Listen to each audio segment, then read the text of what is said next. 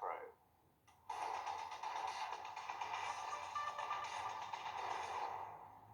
The IMF says maintaining a restrictive monetary policy stance is paramount to returning inflation in Europe to target levels, although it warns most won't do so before 2025. The fund is forecasting a soft landing for most of the continent in its regional economic outlook report. It expects growth to slow to 1.3% this year and down from 2.7% last year, before ticking up slightly in 2024. Jemana spoke to the Deputy Director of the IMF European Department, Helga Berger, and asked where the fund saw interest rates going. Our baseline, the ECB and other central banks will keep their policy rates at the current level or around the current level until late in 2024. This will ensure that inflation indeed goes down to target by 2025.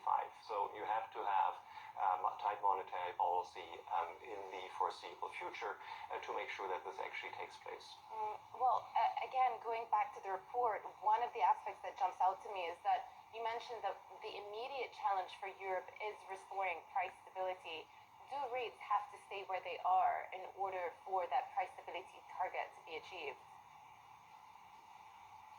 Well, I think for most central banks in Europe, it's indeed true that monetary policy should remain tight for the time being. This will make sure that disinflation proceeds as we expect, but we have to put in the work. We have learned from history that if you that monetary policy tightening needs to be in place for a little while, that you have to be patient, and if you ease too early, this